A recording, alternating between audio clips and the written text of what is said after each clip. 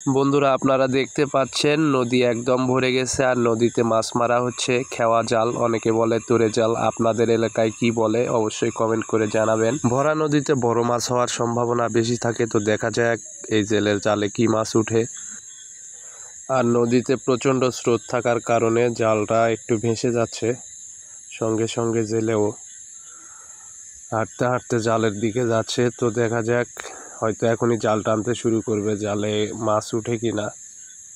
এর আগে কয়েকবার জাল একদম ফাঁকা গেছে, কোনো মাছ পায়নি।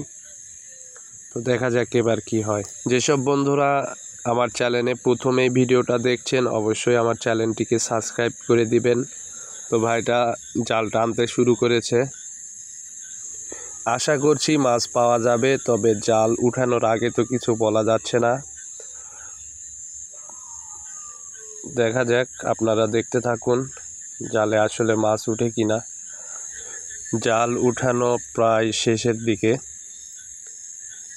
এখনই জাল নিয়ে আমাদের কাছে চলে আসবে। খুব আস্তে আস্তে জাল তুলতেছে, কারণ যদি কোনো মাছ থাকে যাতে বের হয়ে না যায়। অলরেডি জাল তোলা শেষ।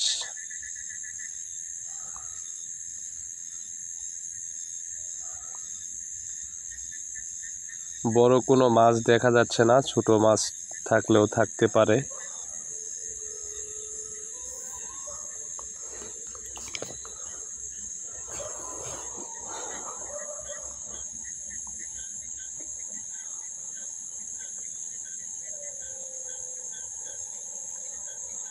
তো জাল ঝাড়তে শুরু করছে, বড় কোনো মাছ উঠে নাই জালে। ছোট চিংড়ি মাছ বা পুঁটি ইত্যাদি সব ছোট ছোট মাছ থাকলে থাকতে পারে।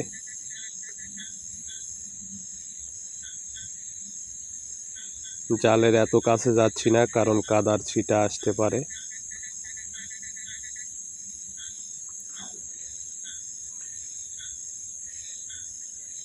এত পরিশ্রম করে গভীর নদীতে মাছ না উঠলে এমন খুব খারাপ লাগে। মাছ উঠে নাই, আসলে ভাইটির কপাল খারাপ। এর আগেও 2-3টা খেয়াও দেখলাম আমি, যে সব খেয়ে মাছ উঠে নাই। কয়েকবার জাল ফেলার পরে মিস গেছে। যেসব বন্ধুরা এখনও চ্যানেলটিকে সাবস্ক্রাইব করেননি তারা অবশ্যই চ্যানেলটিকে সাবস্ক্রাইব করে দিবেন এবং ভিডিওতে একটা লাইক দিবেন। এবং যারা এতক্ষণ ভিডিওটা দেখছেন সবাইকে অসংখ্য ধন্যবাদ। ভালো থাকবেন,